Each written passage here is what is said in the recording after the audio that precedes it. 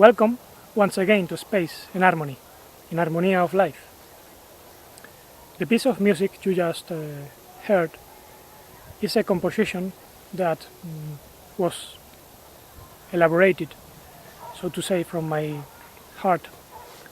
And around 2012, spontaneously I decided to record it in the iPod to see how it was the quality of sound. And I remember that by that time I already entitled the piece Listening to the Heart of Life, because I knew there was something inside me that had to be expressed, and this energy was accumulating, generating frustration and sadness, sorrow. But because of different adversities of existence, I felt blocked with some fears and confusion about how to express that which had to come out.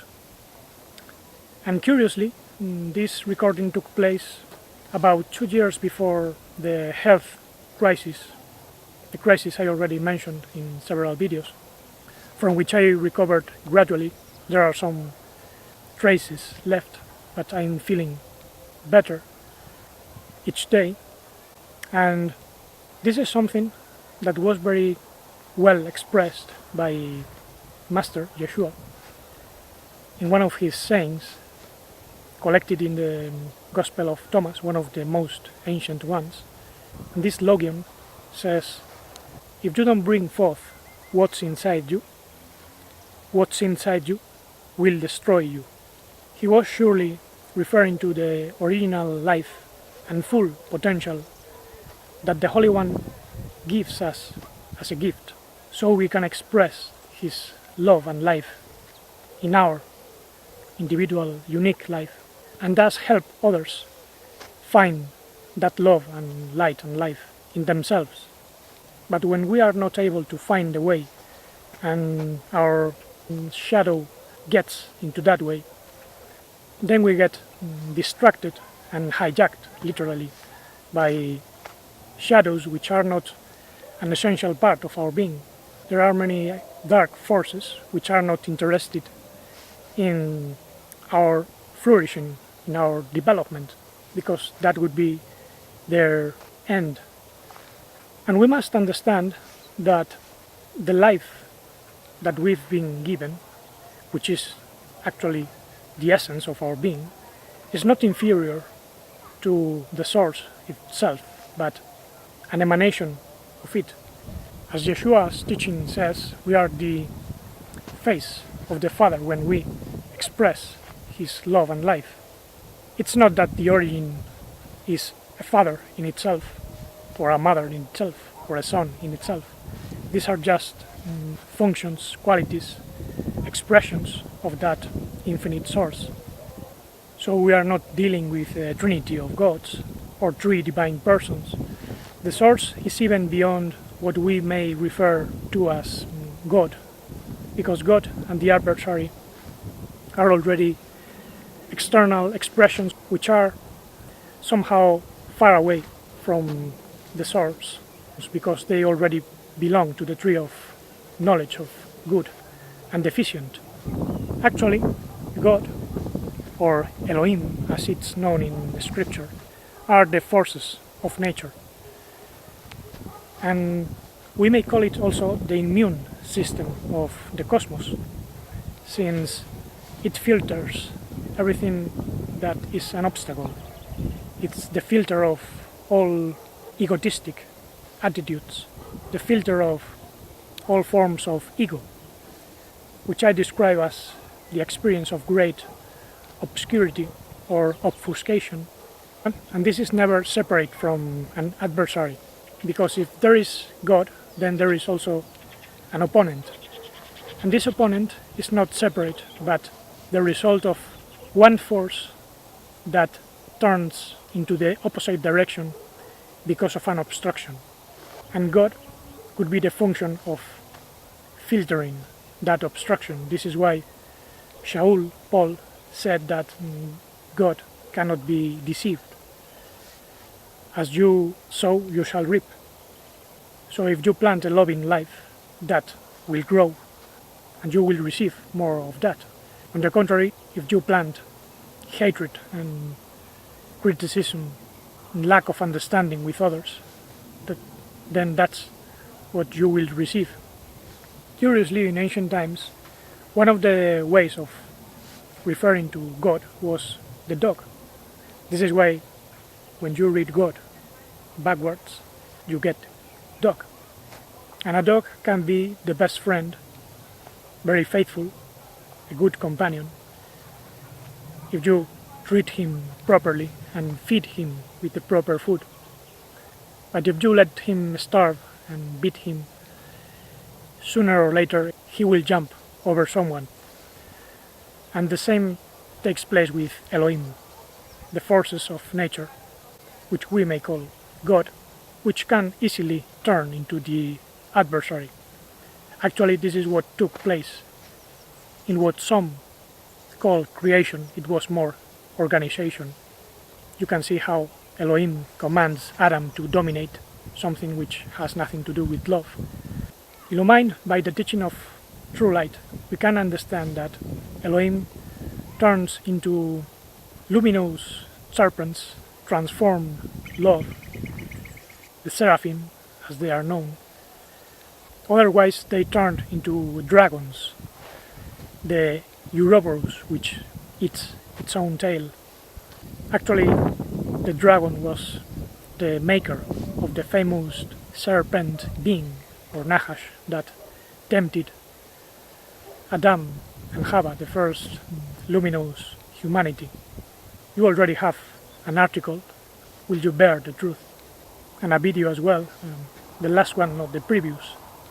Now we must also understand that in this double face of God, or the universe, if you will, the forces of nature, we can bring harmonia so long as we express what comes from the source, which is, like I said, deeper than God. If we don't bring unicity into the world of forces, then we find adversity. So our mission here is very clear, but we usually don't do what we are meant to do, because we allow ourselves to be taken by the ego, experience of great obfuscation. And this obfuscation is what leads to the generation of religion, which are all based on division. There is no one single religion which does not separate itself from other religion, or one form of politics which is not separating itself from other politics, and paradigms of science that split apart and they attack nature actually.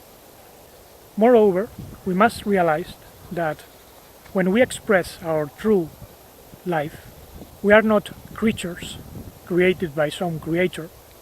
That is a religious view which is actually not present in a scripture when it is properly translated from the Hebrew wisdom, since we are emanated, and then other beings organized things in their own way and all went wrong.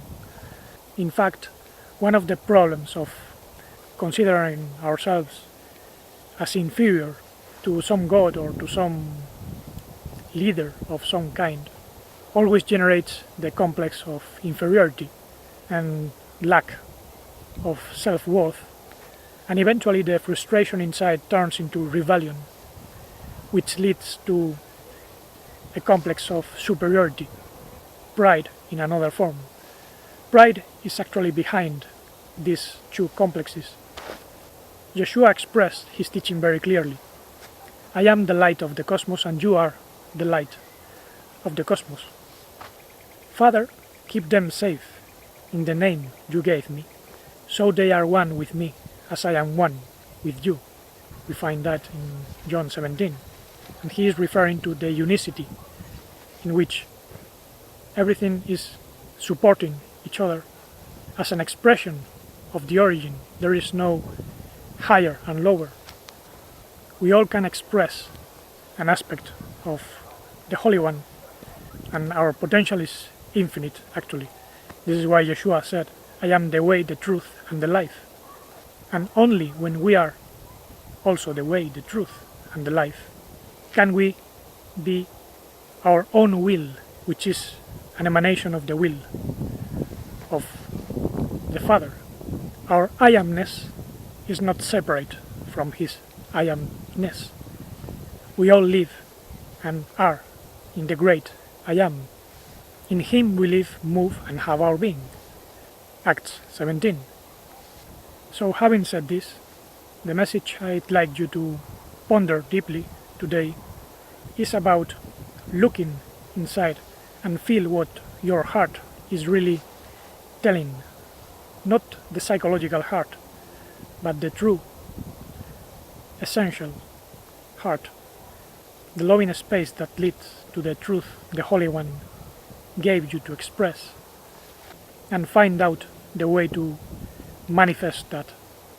And an important aspect of this message is that only when we express our true essence can our physical immune system, our psychological immune system, and our spiritual immune system as well be strengthened. Otherwise, if we allow ourselves to be taken by sorrow, frustration, resentment, hate against the situation and others, then we lose all immunity against the darkness that surrounds us. And then conflict, war, division and illness, poverty in all domains come very easily. Do not allow yourself be taken by any darkness, any criticism. Trust in the force, in the will that's coming from within, which can actually overcome anything. For when we take the courage to express what we really are, then even Elohim, the forces of nature, or God, if you will, helps us. Actually, there is an old saying, God helps he who helps himself. Obviously, help himself express a life without complexes of any kind. Not inferior, not superior.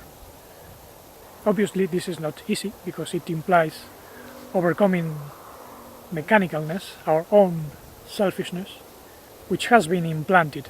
It doesn't belong to us really. And we can only overcome it by means of humility and also the blessings we've been given. So for now, thank you for listening and feel your blessings.